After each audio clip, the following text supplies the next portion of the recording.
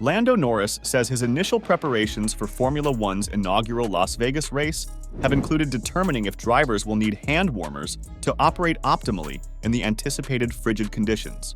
The Vegas race will take place on November 18th, with a start time of 10 p.m. after qualifying begins at midnight, and temperatures are expected to drop as low as 4 degrees Celsius. This has created a new obstacle for teams used to racing in a competition that is famous for taking place in hot temperatures. There has already been much conjecture about how the low temperatures would affect car performance in Vegas, notably tire warm-up, and how the cold may also play a role in how the tires interact with a new track surface that is likely to have large, slippery surface oils. When asked about his preparations for the Vegas race, Norris joked that he was learning how to play poker, things like that, as well as explaining his thoughts on the possibility of drivers losing sensation in their hands while racing at high speeds in near-freezing conditions. "There's a lot more you do than normal," the McLaren driver explained. "I've already done my simulator work for Vegas. The temperature is one to prepare for, both in terms of a driver's hands and usual car setup and driving preparation. You know, you need your hands to work well when you're driving, so being on top of all of that is something we're already looking into. Just simple things sometimes, with hand warmers and gloves and whatever." Despite winning the race, Max Verstappen lost the Driver of the Day award to Lando Norris, who received only 6% of the vote on the last race in Brazil. This season, McLaren driver Norris has received the most votes 5 times, with Verstappen and teammate Perez tied for second with 3. However, given that Verstappen has won 17 Grand Prix, Perez has won 2, and Norris has yet to win a race, it's clear that being first on the track isn't the deciding factor for the voters. Martin Brundle finds it fascinating, especially given that Norris's most recent award came last Sunday in Brazil, where he finished second on a day when the Red Bull driver set a new record for most wins in a single season, broke Alberto Ascari's win percentage record, and surpassed Alain Prost on the all-time win list. Lando Norris would take a point for fastest lap, and yet again, the fans' driver of the day, with 26.7% of the vote. The driver who dominated the weekend like he's dominated the past 2 seasons, and who surpassed Alain Prost with 52 victories, was 4th most popular with just 6% of the vote. I don't know how many people actually vote, but I find all that quite fascinating to say the least. Norris has delighted his fans with his thanks after the races, which may have been more of a popularity contest combined with a good showing in a Grand Prix. "Really? Aw, that's cute. It's because there's so many papaya fans here. Thank you everyone who, voted me Driver of the Day." McLaren and Lando Norris's efforts in the 2023 Brazilian Grand Prix and its sprint race put F1's triple world champion in a position he hasn't been in often this season. He was forced to care about another competitor rather than simply fading into the distance. The Briton made a world-class start in his McLaren, rocketing from 8th to 2nd place. It was probably Norris's best start in Formula One. In terms of position changes, yes. I don't think it's the quickest one, but it's all relative at the end of the day.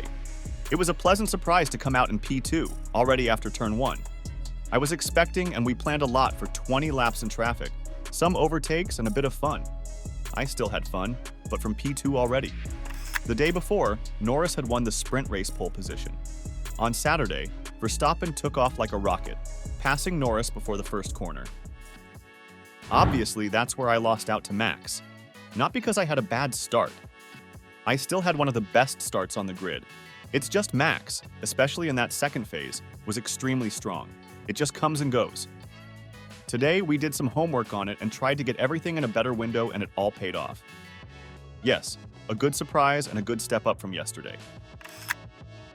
After 7 laps, Norris had closed in on Verstappen and had the opportunity to use DRS to pass him into the first turn. Verstappen defended as Norris moved to the outside, then took a defensive line into turn 4 to maintain his lead. Verstappen extended his lead to 5 seconds before the first round of pit stops, so it was Norris's lone attempt to fight for the lead. While there was another opportunity to take the lead, Norris believed it was better to consolidate due to the impending threat from behind. The opportunity to race against Max was only going to be for a few laps, Norris said. We weren't going to find, all of a sudden, the pace we needed to compete against him for a whole race, and Fernando was behind me. We knew that their race pace, especially when the majority of the time when it's high degradation and certain things that they can have very good race pace. He didn't have clean air and he was going to be in an opportunity, in a position to potentially just achieve a lot more, and I didn't want to compromise my own race by having one more attempt.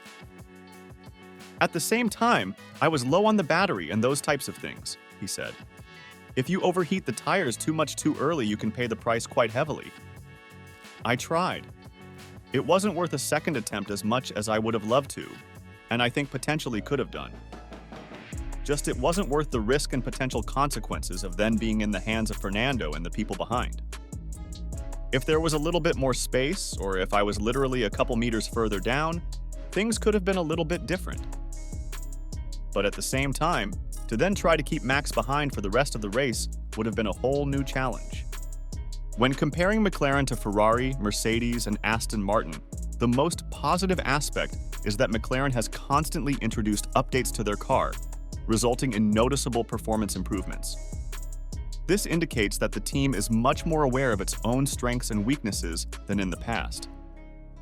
Those summer tweaks resulted in a significant improvement in pure lap time, while team principal Andrea Stella credits another major update for Singapore, with greatly improving McLaren's tire management. And while driving behind other cars is more damaging to the tires than running in pure air, Stella remains skeptical that the McLaren in its current form can defeat the Red Bull if track position is gained. On new tires, we can fight for pole, he said. But as soon as the tires degrade, it would appear Max, Red Bull, they have less degradation. Where we think the difference is made, we can't do very much with this car. Andrea Stella has warned McLaren to be wary of Aston Martin's potential late-season resurgence in the Constructors' Championship battle. Aston Martin had fallen away since the summer break, which coincided with McLaren becoming the second fastest team behind Red Bull, with 7 podiums in the 6 races since the Italian Grand Prix, with Oscar Piastri also winning the Qatar Sprint. This strong point haul catapulted McLaren up the table, passing Aston, who had been hampered by Lance Stroll's failure to score points and upgrades that failed to deliver. However, in the Sao Paulo GP, Fernando Alonso finished 3rd and Lance Stroll 5th for the team's second-best result of the season, following a 3-4 in Australia. This 25-point haul was 6 more than McLaren managed, thanks to Lando Norris's second place and fastest lap, narrowing the gap to 19 points with only the Las Vegas and Abu Dhabi Grand Prix remaining, with team principal Stella keeping a close eye on the fellow Mercedes customer. Stella was hesitant when asked how much of Red Bull's apparent tire degradation advantage over McLaren is due to aerodynamics and how much is related to mechanical grip. He was only willing to respond, "It's a combination of both." He stated that McLaren has set some targets in terms of working its way out of this scenario, but added, "I can't say in which area and how." He did, however, state that McLaren's emphasis is not only aero. Obviously, Stella does not want to expose McLaren's key development goals for 2024, but his careful comments do convey some important insights. Stella was also questioned about Red Bull's smart rear suspension structure, which is regarded to be key in stabilizing the RB19's aero platform and allowing it to create more downforce more consistently than other cars, while simultaneously allowing Red Bull to run smaller wings for a straight-line speed increase.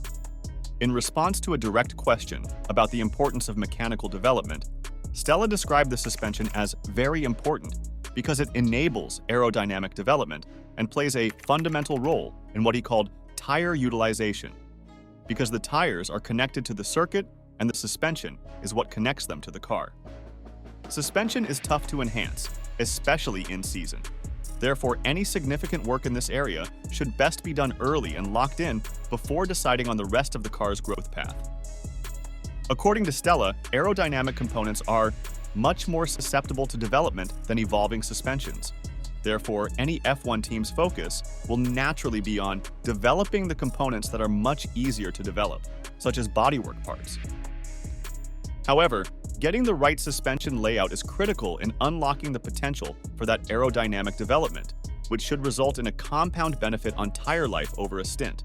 Because the better your mechanical platform and the more stable your aero platform are, the less likely you are to slide and overheat the tires. What do you think of McLaren's plans for next year? Do you believe they'll have the time and resources next year to construct a Red Bull challenge? Let us know what you think in the comments section below.